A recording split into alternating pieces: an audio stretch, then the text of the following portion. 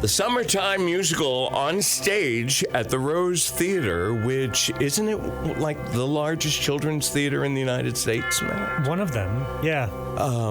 Is Rodgers and Hammerstein's little musical skit called The Sound of Music. Just a little skit.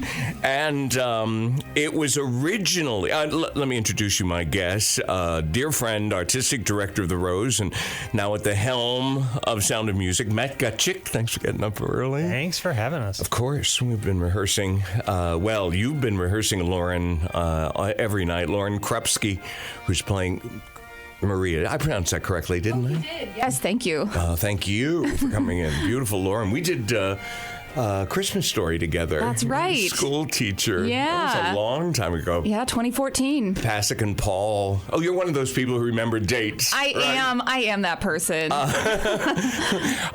Matt, the musical came out in 1956, I think. It won 5 to 59. Won 5 Tonys, including Best Musical. What do you think is the appeal? Why is it so endearing? Well, I think that it puts this really interesting family dynamic inside of the sweep of history and how we all are connected to each other in our immediate environment and have a responsibility to take care of one another, and how that relates to where those responsibilities might exist societally, in the community, in the state, in the country, that kind of thing. And those are probably always going to be timeless themes. I mean, that's also saying a lot because the music itself is stunning. You hear the first couple notes of a song that we might all know, like The Sound of Music, or even like Lonely Goatherd, where you kind of know where it's going to go and you think, wow, this is really, really great music. Well said, first of all. And somebody asked me, do I know any of the songs in there? And I said, well, my favorite things: Lonely Goatherd, Doe a Deer, Climb Every Mountain, How Do You Solve a Problem Like Maria, 16 Going on 17, So Long, Farewell, and of course The Sound of Music. It's like, holy cow, they're all hits. They're number one hits. But within the context of the show and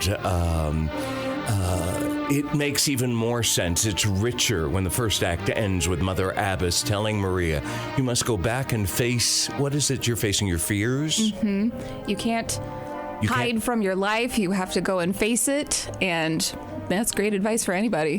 What do you find, Lauren, is one of the major challenges of playing Maria? Oh, gosh. I mean, like anyone who's familiar with The Sound of Music, they've seen the movie and know and love Julie Andrews, as I do. And so my biggest challenge was putting that aside. And as much as I love Julie and her performance, I wanted to bring as much of myself into Maria. There's a whole song about how strange she is. And so we often associate Julie Andrews with prim and proper and perfect. And I find Maria to be a real person. She's flawed. She's awkward. She has no idea what she's doing. She sort of dropped into this strange situation with this family. So it was a difficult thing initially for me to put any sort of preconceived notions to the side. And I feel like we're in a really good place right now with rehearsals.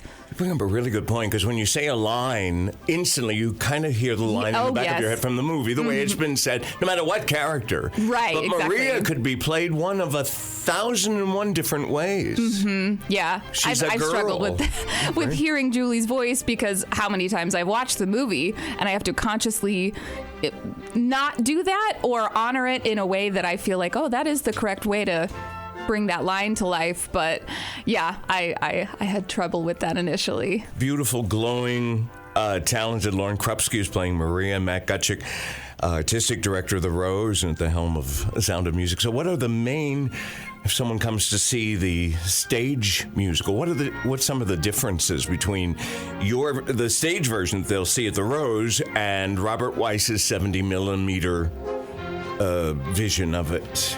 So there's a few songs that are not in the film, and then the licensor lets you buy a package, which we did, to put some songs back in the piece. So the only piece that really folks might miss from the film is going to be "I Have Confidence," but really I can't think of any other piece of music that is noteworthy from the movie that is absent from the stage version.